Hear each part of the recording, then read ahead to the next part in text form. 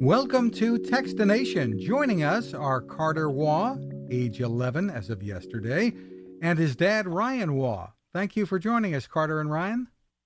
Thank you for inviting us. Thank you. Well, Carter, I'm going to let you tell us the story here. You've got an invention of sorts that you came up with that you're hoping to come to market with very soon. Tell me about it. Well, Crisp is a combination of a flip-flop and a foam clog. It provides maximum comfort and adventurability. I trademarked adventurability. That means where you can run, jump, and climb and just be a kid. You can flip the flip crit on and off of these, and it provides maximum comfort and adventurability. And it's really, really comfortable. It has a Vibram outsole, which is a mountaineering grippiness on the bottom of the shoe.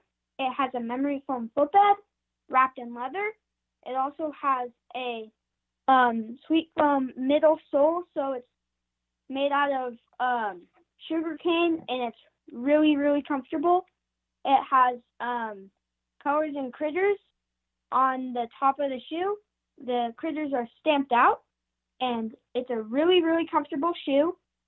And there's 12 pick from and 17 critters, which equals 204 options. It has synthetic leather on the top and neoprene inside. It's really, really comfortable shoe. And these are going to go on sale soon, right? Yes. We're launching our Kickstarter campaign on June 9th.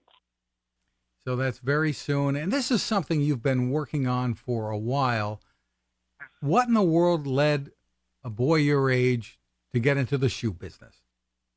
Well, I was on a family vacation when I realized I needed something new. I was running around in my sandals, climbing trees, and they kept on slipping off, and eventually they broke. So I just wanted something comfortable and durable. So I was like, maybe my foam clogs. So I got these shoes, and I was running around in them, but they gave me lots of blisters and sweaty feet.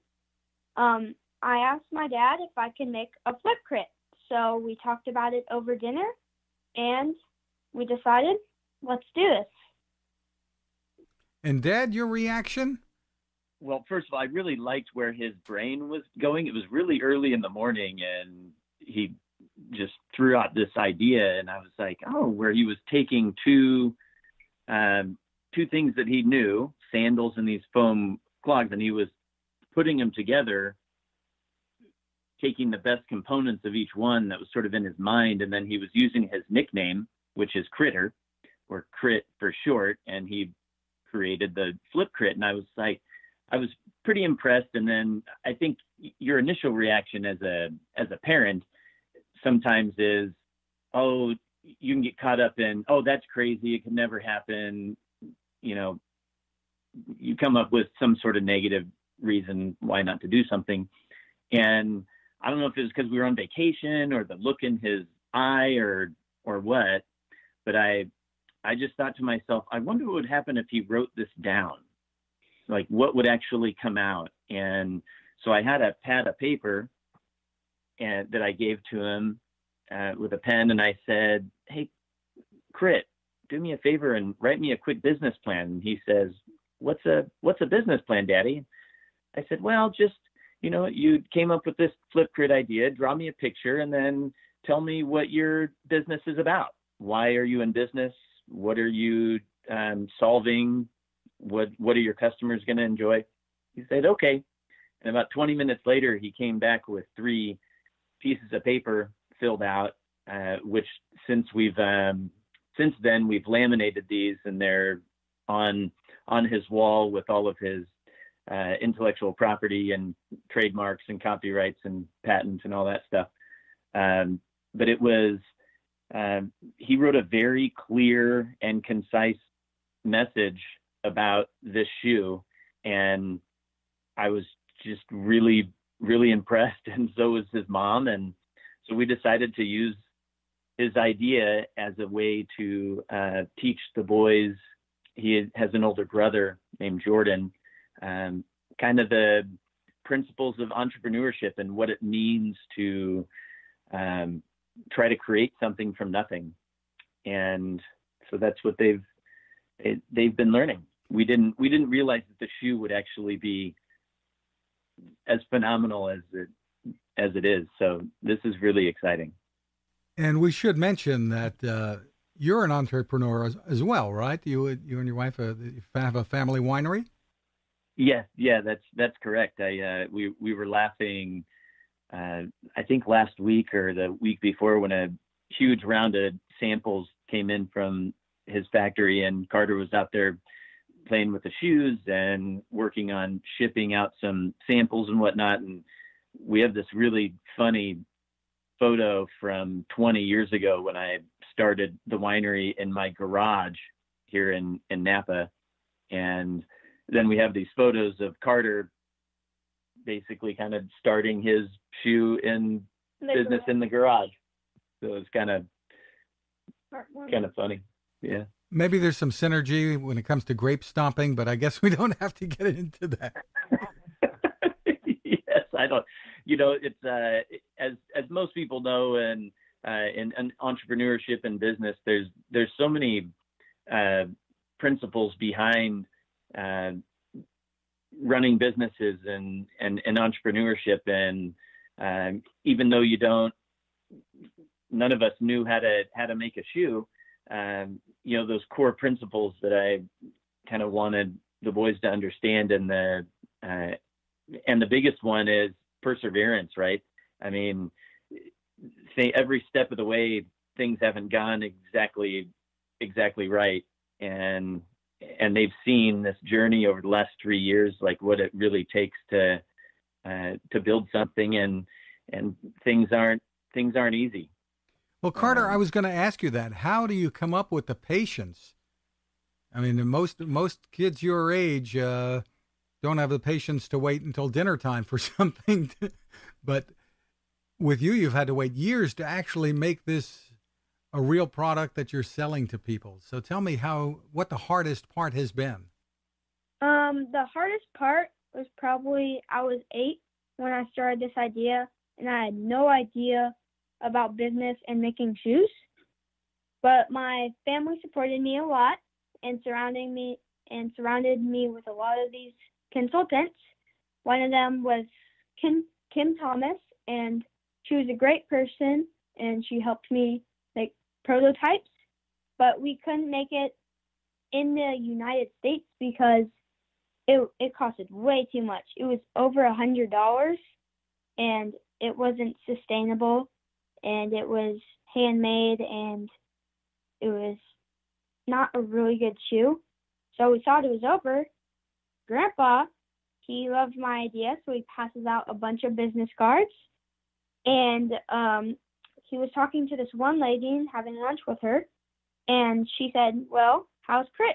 And he's like, "Well, it's not doing too well. The shoe's not super sustainable, and we can't really do anything with it. So I think it might be over." And then this girl is named Yaqin, and her dad owns 5 factories in China, which this is super weird. So she said, "Well, can we take your last and send it over to my dad's factory and see what happens?"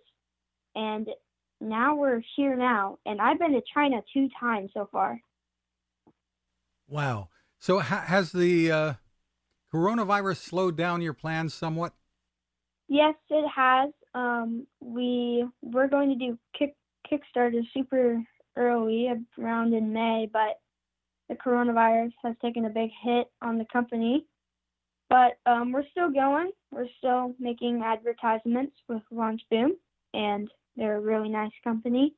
And yeah, the coronavirus slowed us down a little, but we're clawing our way back up, and I think we're going to do really good with this. Spoken like a true businessman. Now tell me what grade you're in and how homeschooling has been going during all of this.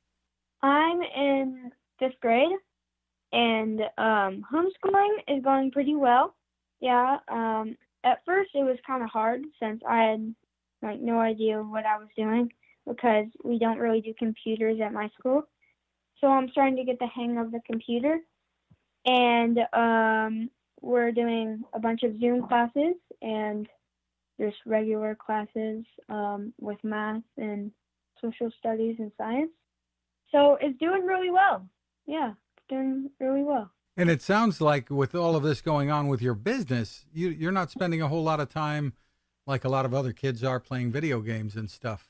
Well, I play a little bit of video games, but when I have a call, I just participate, like Launch Boom, or if it's an interview like this one. And I just want to be ready for it so that I'll be able to know what I say and I'll be able to practice, and so I don't mess up. And that's, yeah, I just want to practice. So is there an age range that crits are for, or are they for everybody? You're making all kinds of sizes? It starts from kids is 1 to 7 for sizes, women's is 6 to 12, and men's is 8 to 15. So you're doing them for everybody and with all kinds of designs. Yes, yes. Do you do a lot of the designing yourself? Yes, I designed the shoe. The colors and critters, there's 12 colors, 17 critters, and 204 options. So this is basically for all critters, which means everybody pretty much in the world that wants one, and I hope they all like it. So starting in a couple of weeks, people will be able to go onto Kickstarter. And tell me about the pricing. What are people going to see there? There's usually the early birds and things like that. The retail pricing will be between $55 and $65, but if you support our campaign early, you will see pricing around $40. About $40? Yes. Is there more information online? I think you have a website, too, that people can check out. Yes.